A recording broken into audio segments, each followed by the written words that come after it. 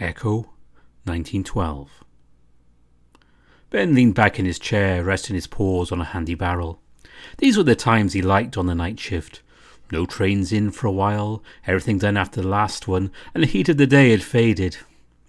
He wasn't really cut out for this climate, but this job was an increase in pay and a nice step up the ladder of the railway's hierarchy. Some more time here in Echo, and he could look at applying elsewhere for a good position. Naturally, he did what he could to support other members of his family. What else was a wolf to do? But being a bachelor, he could move around the system as he needed. Even here in Echo, there are a few fellows around town and working in the mine who are happy to have some male company, even if only for an hour or so each time. Then there was Rigoberto. It had been a long time since he'd felt like that about anyone. He was hoping that it was mutual, but he wasn't ready to ask openly about it. Just the thought of that red wolf made him simultaneously relaxed and stimulated. He was lost in an idle fantasy about him when a strange cry came from somewhere out in the desert. A sort of ululating howl that sounded like no voice he'd ever heard. It chilled him while raising his fur, a sound that no wolf should hear while alone on a railway station at night. It died away into nothingness, not to be repeated. Ben was left staring out into the desert, ears trained in the direction of the sound. He remembered stories he'd heard from others on the railway, of seeing some shape with glowing red eyes in the near distance, staring at the trains or the workers without ever drawing near. His good mood was destroyed by the sound, and he moved into the station building, closing the door behind him. He didn't venture onto the platform until he heard the noise of a train approaching. "You hear anything last night, Ben?" Jack asked when he arrived to take over the day shift. "Few folks saying they heard some kind of weird howling out in the desert." "Yeah, I heard it. Was out on the platform, but I didn't see anything." "That's good. Sounds like got some folks pretty rattled. Talking about stories they heard from years back. Well, not good stories either. Stuff about some body in the mine and all." "Makes sense to me. That noise goes well with scary stories. Like the kind that Monty Rhodes fellow writes." The fox tilted his head. "I heard you reading a couple at the library the other night. You're pretty good at that." Ben shrugged. "It's just the way I talk. I'm off to get some sleep. Have a good rest, Ben." Ben yawned as he walked along the road back to the hotel. It charged a good monthly rate, though meals weren't included, and was comfortable enough. It suited him better than the rooming house where landladies were known for being nosy and reluctant to knock. Few people said hello as he passed, and then a red wolf emerged from beside a store, grinning as he saw him. "Ben, amigo, how are you today?" Ben grinned back. "Rigo, I'm off to sleep. While hard-working people are going to work." Ben poked the wolf in the chest. "Some of us were working while you were snoring." Not hard, though. I've been there at night with you, Lobo." The red wolf chuckled. "Come by and see me when you're done work, eh? Afterwards we can go out and eat. The hours will seem like years until then, Ben." The wolves parted, and Ben continued on, yawning more frequently. His room had been cleaned while he was out, so after locking the door and drawing the curtains, he pulled off his clothes and fell into the bed. He was used to sleeping during the day, but this time he was disturbed by strange dreams. He seemed to be in a tunnel of some sort. A mine, maybe? There was something in there with him. He didn't know what it was, but he knew it was malevolent. Rigo was at the entrance to the tunnel. If he could find him, then they would both be safe. He set off in a random direction, hurrying in the darkness and sometimes tripping over rocks on the floor. "Ben," he could hear it calling him. "Why do you try to run away?" A deceptively quiet voice. Ignore it and keep running. Now he could hear something moving behind him, getting closer. There was a light ahead, and he heard Rigo calling him. He kept running, but the heavy footsteps behind were gaining. He woke up with a gasp. The sheets knotted around him, and the ordinary sounds of daytime echo drifting in through the window. He stared at the ceiling and rubbed his muzzle with a paw. We'd had occasional bad dreams, like everyone. This one, though. He rearranged his sheets and settled himself comfortably. He felt disturbed still. Something about that dream felt wrong. He took a couple of deep breaths and made himself concentrate on Rigo.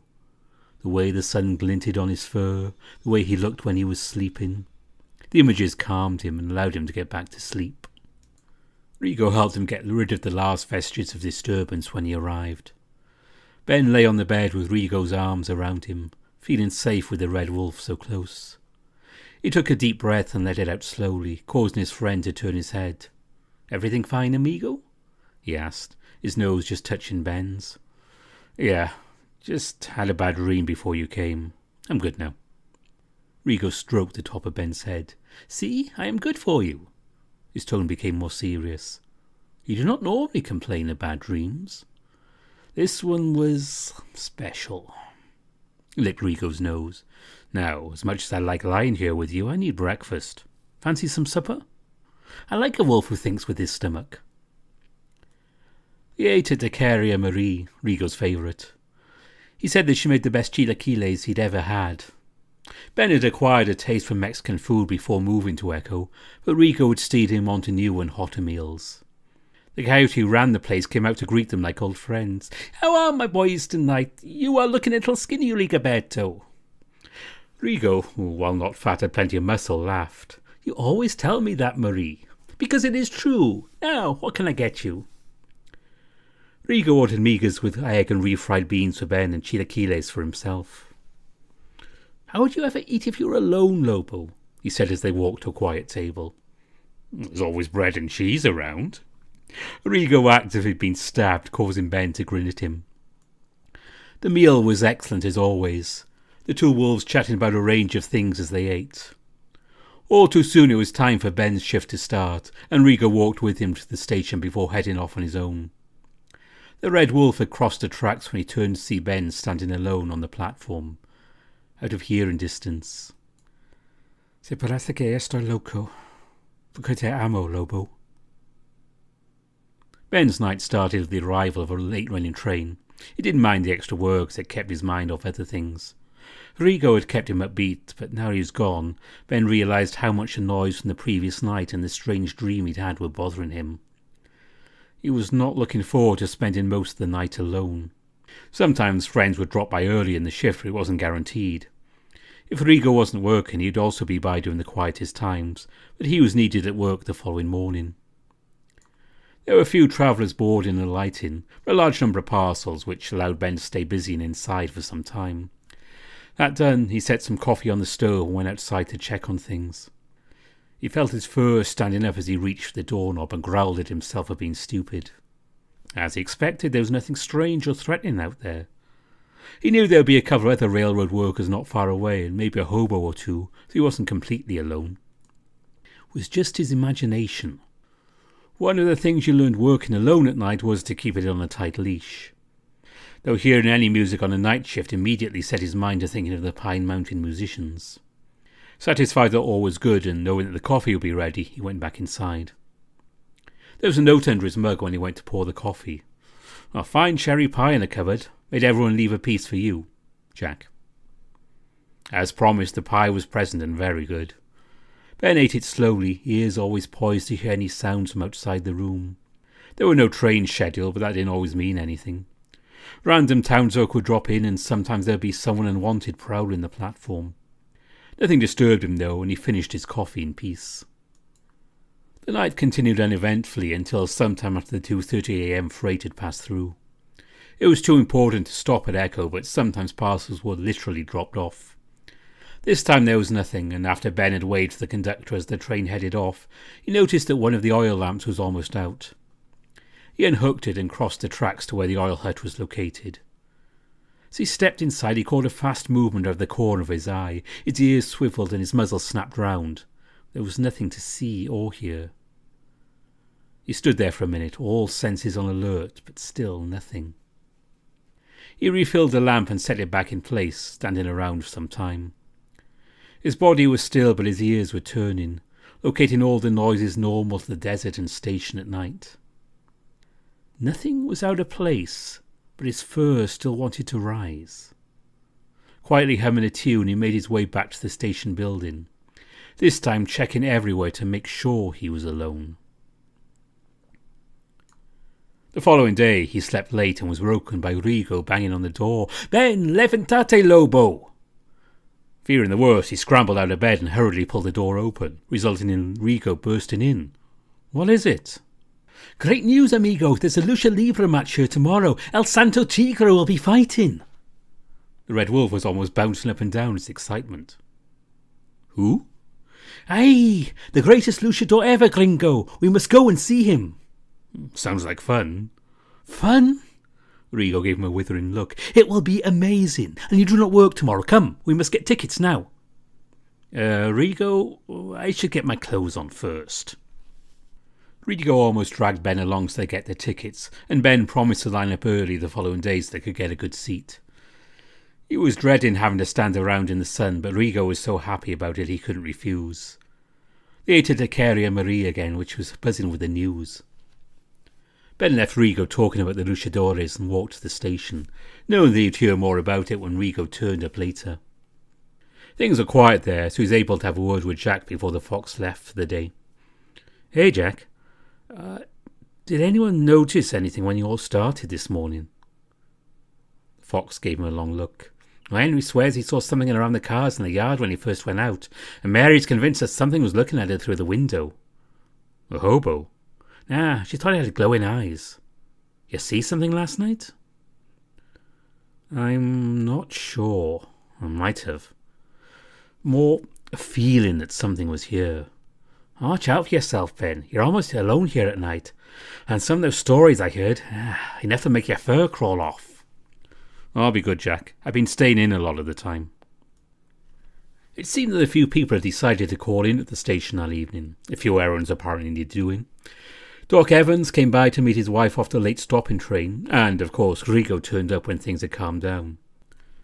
Ben made coffee, and Rigo told him about the one time he'd seen El Santo Tigre and all about the luchador's career. There was a longer than usual lull this night. Apparently there had been a problem with switches along the line. A number of trains had been delayed in the yards. Rigo was dozing off, and Ben was about to suggest he went home, when both wolves heard a scratching noise coming from the door that led onto the platform. It was low down to the ground, and came in threes. Scritch, scritch, scritch. Then a pause, and the noise repeated. Rigo reached out and grabbed Ben's hand to stop him moving, or because he was scared. Ben couldn't tell. There were two grown wolves, and no lightweights either. There was something eerie about that scratching, something that made them stay where they were. After a minute or so, the scratching stopped, only to start up almost immediately underneath the window, moving far faster than anything normal could have done. Both wolves fixed their gaze on the uncurtained window. Nothing but the glow of the oil lamps outside and blackness beyond. What was scratching was below the sill. Ben moved closer to Rigo and put an arm around him protectively. The scratching noise seemed to rise, coming from just below the window now. They both stared at it. Still nothing there. Suddenly there was a loud metallic noise from the train yard which made them both jump. A suggestion of claws on wood running away. And silence. Neither wolf moved, though after a minute Rigo whispered to Ben, "Why have you been humming since we heard that thing?" Ben flicked an ear and dragged his attention from the window. "What?" "Humming a tune, you, since we heard that." "Was I?" "Sorry. It's that story about the Pine Mountain." Ben was interrupted by a terrified yell from outside and the faint noise of running paws. Then someone was bashing on the door from the platform. Ben let go of Rigo and ran to open it. A terrified-looking young coyote burst into the room and slammed the door behind it. "Did you see it? Those red eyes?" "We didn't see it, but we heard it outside," Ben replied in what he hoped was a calming tone. "You're safe now. Come and sit down." The coyote looked at the two of them and seemed to calm a bit. Ben steered him to a comfy chair and went into another room as Rigo prepared fresh coffee. "Some coffee will help you, amigo. What is your name?" "Jake." The coyote replied as Ben reappeared, holding a small glass of liquid. "Drink this, Jake." The coyote did so, coughing until he swallowed the strong whiskey. "I'm Ben. That's Rigo. Haven't seen you around here before." No, I'm just passing through," Jake replied somewhat shiftily. "Booming. You heard of that?" "Jake, I work nights. I see a lot of fellows passing through, and I've helped some out. Well, they taught me a few things." "Seems like a good place to pass through, not a place to stop." Oh, not with things like I saw around. The coyote shuddered at the memory. You're not the only one to see things here. Something strange is happening. As long as I can get out of here before anything worse shows up. Thank you, he added as Rico handed him a mug of coffee. Well, there's a bad order over in the yard. The 610 is picking it up. I can get you in there before it comes. You'll have a good ride to Cali that way. Oh, thanks, Wolf. But I can't wait out there all night, not with that thing around. You can stay in here till you need to get on board. I'll be making some food in it soon enough as well. The coyote smiled at them as Ben moved Rigo away. You can go home and sleep if you want. No need to stay around. Oh, no, Lobo. I am not going out with that thing around. Who knows what will happen if I leave you here? Well, I can stay here and sleep later. Ben dipped into his supplies to make extra food for Jake and Rigo. A simple meal of bacon and beans with bread and cheese. The other two dozed in chairs as Ben did his work until he woke them just before dawn. Jake, time to get your train. Rigo came with them outside, the pre-dawn light chasing away their fears. Jake grabbed his bindle from where he dropped it in his terror, and Ben showed him the boxcar. Jake, if you can get to San Francisco, look for a wolf named Daniel Morgan working at the yard. Tell him Ben sent you, and he'll get you set up with a job if you want one. Safer than what you're doing. Sure? Yeah, he's my uncle. Have a good journey. I will. I'll pass the word. You're blowed in the glass, Wolf. The wolves casually walked away from the car and back to the station building. This is just one reason why I like you, Lobo. You're good to people. Well, most of those hobos are good fellows. I've seen what can happen to them hopping trains as well. Ben's tone was uncharacteristically dark as he said the last sentence, causing Rigo to pat his shoulder. Something you do not want to think about, I can tell. Let's just talk of other things. Well, like you going home to bed. I don't think anything will sneak around here in the light, Ben said as they entered the building. You are trying to get rid of me. Aye, what a reward being such a good friend tonight. Ben put his arms around the red wolf, drawing him to a tight hug as he kissed him. Was that reward enough? Rigo theatrically fanned himself with a paw. Ah, yes, for today. I will see you later, Ben. He left the room and Ben prepared for the next train. Nobody asked him about strange happenings when they started work, so he was free to head back to the hotel for a few hours' sleep. The clerk handed him a letter as he passed the front desk. He raised his eyebrows as he looked at the envelope. It was from his uncle. Oh, an odd coincidence, but not anything to worry about when there's sleep to be had. He shoved it in a pocket and went up to his room. Ben was awake, washed and brushed when Rigo turned up, full of beans and ready to line up to the luchadores. The day was hot with the sun burning in the cloudless sky as the wolves took their place in line between two coyotes. See, we are almost first in line. We'll get good seats, said Rigo. As long as I can sit down before then. I'm not made for this heat. This is not proper heat, Lobo. Not like where I grew up. Well, if I went there, I'd probably catch fire. Nothing left but ashes and the smell of burnt fur. More people joined the line as time went on. A couple of enterprising young red foxes were working the line selling cups of water. Ben bought some from them and found himself with a letter he had in his pocket, which reminded him to read it. He read it again before putting it back in his pocket and thinking about what it said. He didn't say anything about it to Rigo, and before long, but not soon enough for Ben, they were able to go inside. Tiered benches were arranged around the ring, and Rigo led him to a front row seat. The benches filled up quickly and the matches began. Ben hadn't seen many lucha libre fights before, and he was impressed. After the first match with a couple of well-built masked wolves, he leaned over to Rigo. Now I see why you like this so much, he whispered. Hush, Lobo, I watch for the fighting, the red wolf whispered back, grinning. There were some more matches, mixing up the fighters, before a break to allow the audience to get some snacks and drinks. Then the healer who was introducing the matches stepped back into the ring. And now, the one you've been waiting for, presenting El Santo Tigre. The crowd went wild as the masked cat stepped into the ring. Rigo, who had been cheering loudly all evening, reached a volume that made Ben flatten his ears and earned him away from the cat.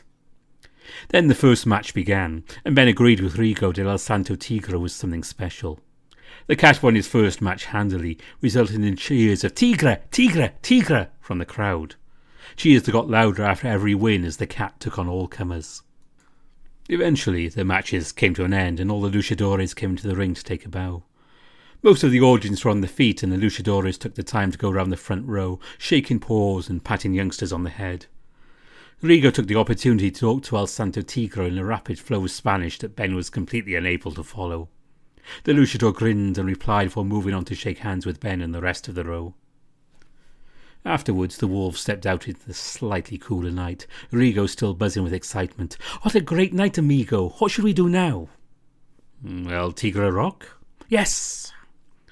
El Tigre Rock, so called the boulder looked a little like a big cat lane in the desert, was not far out of town. Easy to walk to, but a quiet place to spend time with friends. They got hold of some food and beer and headed out. The stars were shining brightly as they sat facing into the desert with their backs against the rock. They talked about the luchadores for a while as they ate before lapsing into a companionable beer-drinking silence. After a while, Ben broke it. "I had a letter from my uncle in San Francisco today." "The one you told Jake about? How is he?" "Doing well. Well, he's offered me a better job on the railroad, working in San Francisco, so I'd have to leave Echo." "Are you going to do the job?" "I want to, but—" He turned to the Red Wolf. "Rigo, if I accept it, will you come with me to California? I'm sure it won't take you long to find a job, and I can support you until you do. Uncle Dan has a big house as well. He'd be happy for us to stay there for a while until we can find somewhere else." Rigo put his paw on Ben's muzzle. "Chulo, I would go to the North Pole with you if you asked me to." "Will your uncle not wonder about us, though?" "Oh, my father always said I'm more like Uncle Dan than him. They don't realize how much. My mother always wonders why he's never found a nice girl to marry." "Then it is set. I will go to California with you." He raised his beer and Ben did the same. "To us." They clinked their mugs and drank. Ben returned to his hotel in the middle of the night and let Rigo in through a side door. The Red Wolf was locked out of his rooming-house until the morning. Rigo fell asleep in the bed as Ben sat reading by the oil lamp. After a long while he lowered the book and looked across at the sleeping wolf. "I love you, Rigo," he whispered, quiet enough that he wouldn't wake him. There would be time to tell him properly after they had left Echo. He returned to his book, satisfied that he had been able to say it at last. The following morning, Ben sent a telegram to his uncle saying that he would take the job and he had a good friend coming with him who would also be looking for work and a place to stay. Then he and Rigo went for breakfast. Later in the day there were 2 messages waiting for Ben. One from his uncle saying a night replacement would be arriving in Echo at the end of the week, and that Ben's friend would be welcome. He actually had some jobs in mind. The other was telling him that he had to work that night due to illness. He sighed and showed the second to Rigo, telling him that he would try to get some sleep now and see him later at the station. Ben emerged from the hotel just in time to go to work, and noticed there seemed to be a lot of excitement and chattering going on. He was oblivious to what had happened until he reached the station. Apparently a long simmering feud among a group of miners had flared up, causing a fight in the train yard, and resulted in the death of one of the miners. The police were searching for some of the group had fled into the desert, and Ben was warned to be careful.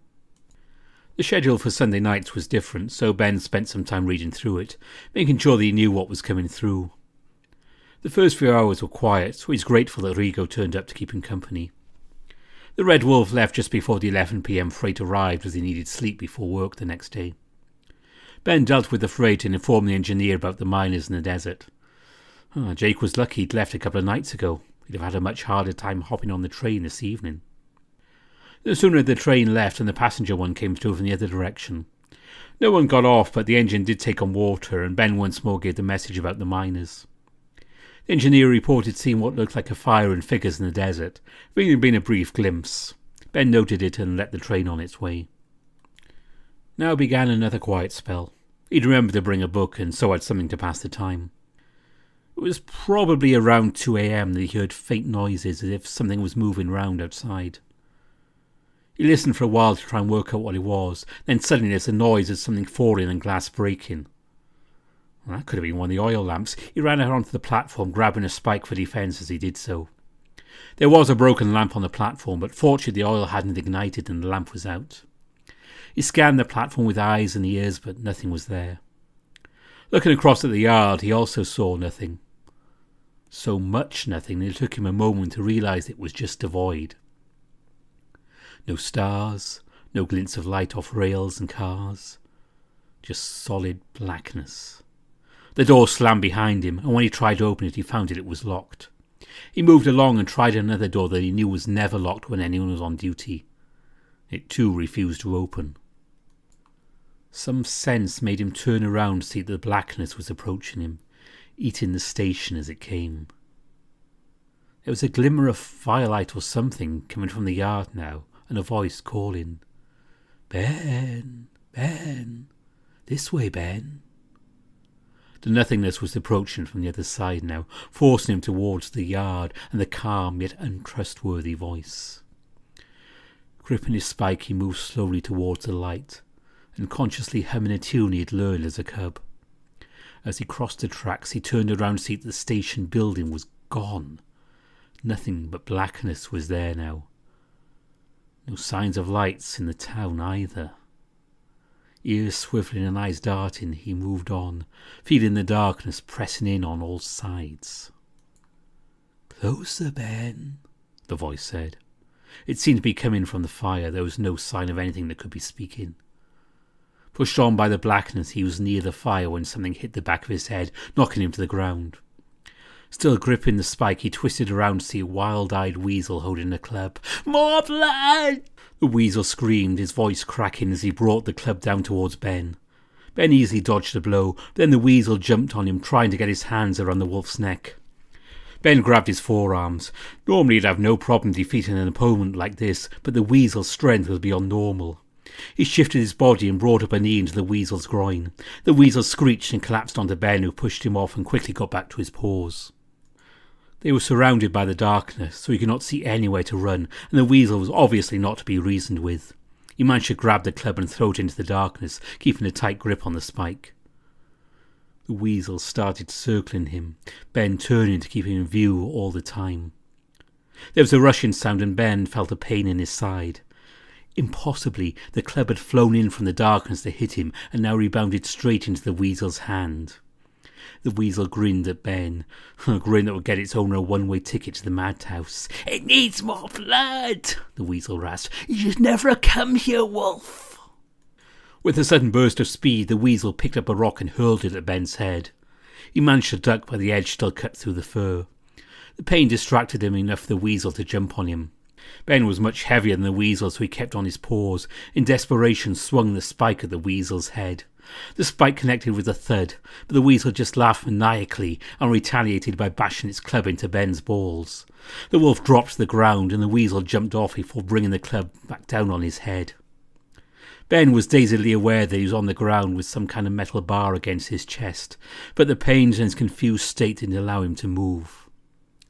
The weasel was cackling, and Ben was vaguely aware of a thrumming in the bar he was lying on, when suddenly strong arms grabbed him and pulled him away from it. Seconds later, there was a noise and something huge rushing by him. Years of working on the railroad blew away the vagueness, and he knew it was a non-stopping freight passing a few feet away. The arms were still holding him, and as the blackness faded, he saw the worried face of Rigo. The Red Wolf exclaimed something in Spanish before hugging and kissing Ben. Ben awkwardly returned the hug before looking around. Everything seemed normal, but the weasel was now lying on the ground, whimpering. "I saw him push you on the rail," Rigo growled. "Pinche gringo!" "Rigo, I don't think he knew what he was doing. Let him be." The Red Wolf shook his head. "Se parece que estoy loco. But I love you, Wolf." Ben didn't understand all of the words, but the ones he did were enough. "You'd have to be to stay with me. I love you too, Lobo." Later, after Rigo had run to the police station and had taken the weasel away, the two wolves were drinking coffee in the station. Rigo had treated Ben's cut and his various pains had faded. "Why did you come out here?" Ben asked. "Well, I'm grateful you saved my life and all, but why were you here?" Rigo shrugged. "I dreamed that 3 musicians were playing that song I heard you humming, and I woke up knowing that you were in danger, so I came running." "Huh. What was that song? You never told me." "Oh, it's from where I grew up. The Pine Mountain musicians were great players. When the town was being bothered by ghosts, they went out and played music to lead the ghosts to the graveyard so they could rest.